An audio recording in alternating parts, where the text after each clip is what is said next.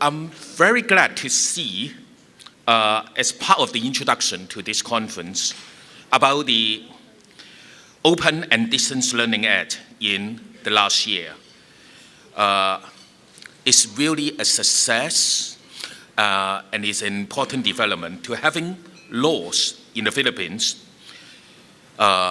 making sure that the country commits itself to expanding and democratizing access to quality tertiary education through the adoption of open learning,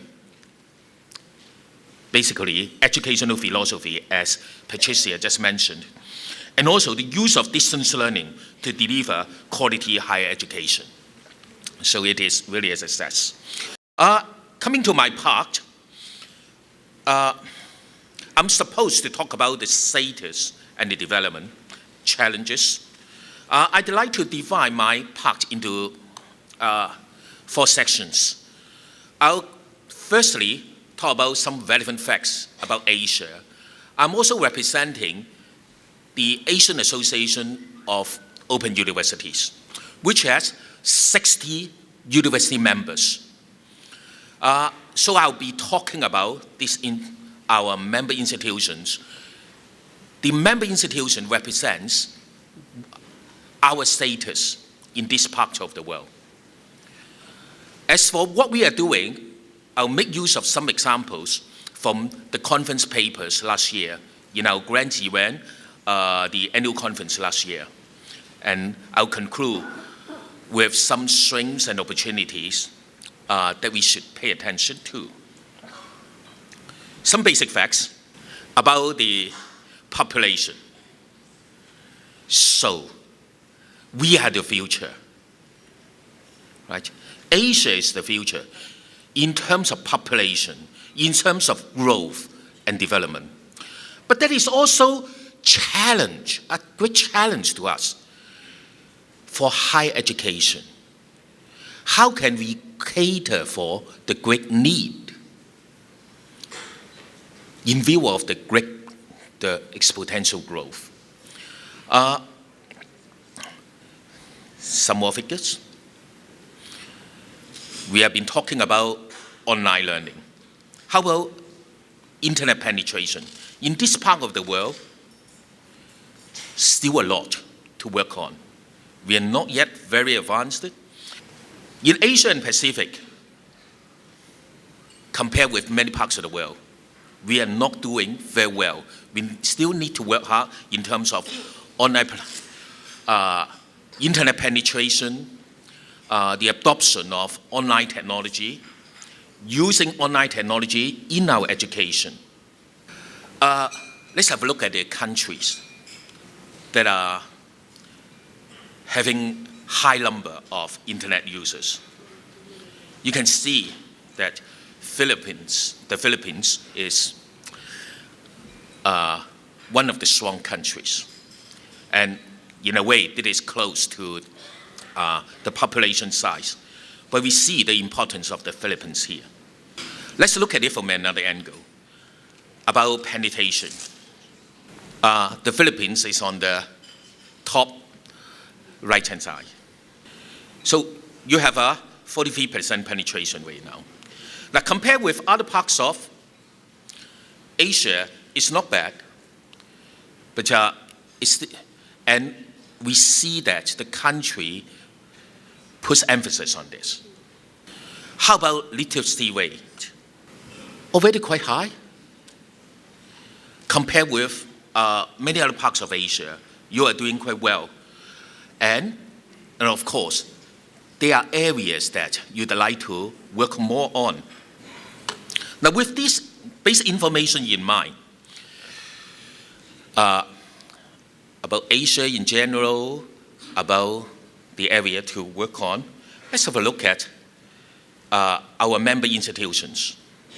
The Asian Association of Open University, I hope you don't mind my being a little bit like giving you commercials.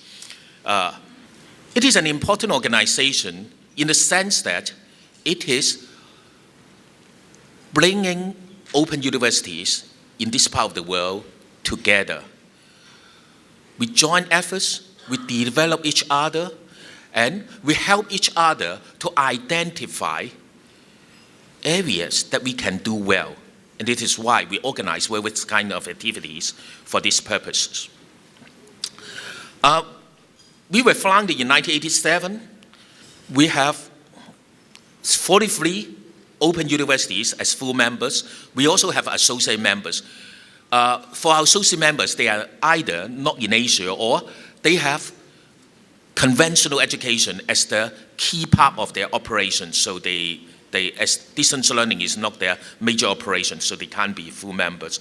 But many of them are important institutions.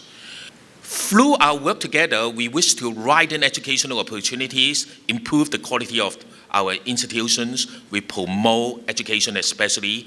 Now, we have been saying since 1987, distance education. But I believe very soon we will be following you. We say, Odell. Okay. I will very soon explain why. We are developing potentialities. In this area of educational delivery, we cooperate with official bodies, various kinds of official bodies, including the Commonwealth of Learning, UNESCO, and other international distance and open learning institutions such as the ICDE, International Council for Open and Distance Education. Okay. And we also, through various activities, we facilitate collaboration. Our members covers a broad areas of Asia. So the green dots are associate members, the other dots are our full members. So for other universities here, you're welcome to join us. Let's look at when they have developed. This slide is more complex. This is about the history of the various institutions. You can see that some started earlier, some started later, and most of them were developed in the 70s, 80s, and 90s. Some more are emerging, but most of them were developed in the 80s and 90s. Some were very early, even before the 1950 and before the 60s. But in fact, these institutions, for these kind of institutions, they didn't start off as distance learning institutions. They start off as conventional institutions, but gradually they develop their distance learning arms and as strong arms. Most of these institutions, like the UPOU, is a public institution. Only about 22% of them are private institutions. In terms of size of these open universities, varied to a very great extent. There are institutions having more than 1 million students. In one of the examples I'm going to quote, they have just one institution. They have airplanes transporting their learning materials. So they are institutions of various sciences. Interestingly, all are important, all work through their own ways to deliver education in flexible way. Smaller institutions like UPOU can be very important and very active and contributing in this field. I point out UPOU not because I'm coming here. It's doing a lot of activities. For example, it's developing a journal of its own. In fact, several years ago, we already participated in an international journal. It's actively participating and organizing various kinds of international conferences. How about the programs that these institutions are organizing? Here is a summary. Many focus on postgraduate programs. Others focus more on undergraduate programs. And numbers of others, like the Chinese mainland universities, they focus more on the sub-degree, below degree level kind of programs and courses. After Patricia's talk, I don't need to go through this in great detail. But in general, this is the development. In the last 2 centuries, most of the time, it has been correspondence learning.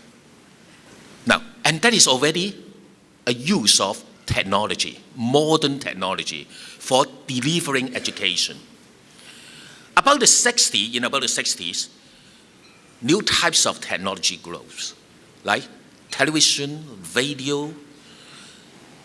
Then people gradually adopt new types of technology, and they use a new term because they use new types of pedagogy. They communicate with learners in different ways. So distance learning is the key term, was the key term used. And we are now in a transition, moving to a new term, a new paradigm, online learning. It's interesting that while this part of the world still talk a lot about open learning, distance learning, or ODL, in some parts of the world and in some universities, they seem to have forgotten it. Because they have used so much of online technology, basically, they don't use the conventional kind of distance learning, using radio, TV. They have everything online. So, online learning to quite a number of countries, universities, is in fact a synonym to distance learning. To them, they just talk about online learning, and they assume that online learning, distance learning, they are basically the same. But of course, to us, as Patricia defined, they are different origins, they have different histories. This slide is important. We see our history, we see where we are heading towards. Now, and a lot of things are changing. The pedagogy is changing. One thing that is the same is that students need interaction with the teaching institution, the teachers. So we are using different technology to communicate with them. But things are also changing. Say, for example, the source of learning material is changing. In the online world, the source of learning material is not only from the teacher, it is also from the learner. The learner identifies their own learning material. They have more choices. Flexibility, choices are emphasized. And also, who is designing the learning material? We have been emphasizing that it's the teacher that is that is designing the material, designing the curriculum. But things will be changing. We'll see more and more participation of the learners. Further development, further elaboration of what Patricia has said about the various kinds of terms. My university is an example. In the last 20 years, we have been very much a pin-based university. Students are given a full set of printed material in their studies, but starting from the next year, we'll be pushing everyone to be digitized. We'll be offering digitized material to them only. But when we talk about digitized material, that is a broad range of types. And we are mindful, we are very conscious of the suitability of different types of digitized material to different types of learner, and for the types of learning content, we need to match them well. For example, for PDF format, it can't be very interactive, right? Okay, going to have a quick look at what we have been doing. We may use some examples, some papers that we had. Every year, the AAOU, the association, organizes a grand event, an annual conference. In the last year, it was held in Hong Kong. We had great participation from UPOU. Last year we selected more than 100 papers, and they are in our proceedings. And we also selected quality papers to produce a book. So if you log onto our website, you may just Google AAOU 2014, then you'll find the website, and you can download the books, the proceedings, or the papers from the website. So I'm not going into great details. Here are the number of papers, and also number of papers by theme. Through this theme, you'll see what people are focusing on in their studies. Here's one example I mentioned about the use of mobile application from the Turkey University with airplanes. And here is another example about the implementation of blended learning in our teaching. I don't have time to go into great details, so I just go to the concluding part. We see that the online population is growing and growing fast. It will go on growing. The Philippines is doing very well in this area compared with other Asian countries. We see that you have very good potential. Online learning is gaining recognition. We can exploit our strengths. Our strengths have been that we can deliver education in highly economic way. Patricia just mentioned one point. This is for democratizing education, for mass education. Education can easily be delivered in a highly cost-effective way to a large number of learners through the distance learning mode, and now we may call online learning mode, so long as the learner also have the devices and access. That is important. But we need to note two things. One, quite often when people talk about distance learning, they tend to think that that is for mass education, not elite education. So the quality may be lower. That's not true. Nowadays, conventional institutions, they are trying hard to do well to deliver online education. Top universities in North America are developing very fast in their online part. MOOCs is one example. They see that, and they demonstrate that. Online education, distance learning, they see that it's not easy. If you want to do well, you need quality, you need skills, you need expertise. Open universities already have the skills, knowledge, expertise, and they are contributing in this area. And in fact, people who often go online know that the things that are inexpensive, the things that are free, they are just given free on the internet. A lot of them are of very high quality, because if you are of low quality, people will put your name, stick your name together with low quality and label your production as low quality material. So because of this, people tend to put high quality material on the net. That is one thing. One important area of development. The next important point is that is related to the iron triangle just mentioned. A key point in the iron triangle is that the perimeter is limited. But one key thing about the perimeter is that is the efficiency and effectiveness of the organization. If the efficiency and effectiveness of the organization is low, of course the perimeter is short. If you are highly efficient organization, you have longer perimeter. And we see that usually open universities are highly efficient organizations because they can use a small fraction of what conventional universities use. My university is an example. We just use about a quarter of conventional universities in Hong Kong use. And we produce the same kind of graduates with similar kind of knowledge. So this slide is about our potential in the open access area. This is also an important area. I don't have time to go into great details about this, but you are already doing this with government support. So I don't need to go to this area. I look forward to more interinstitutional collaboration with you. And if you're interested in joining an international organization like the Asian Association of Open University, you're welcome to contact me.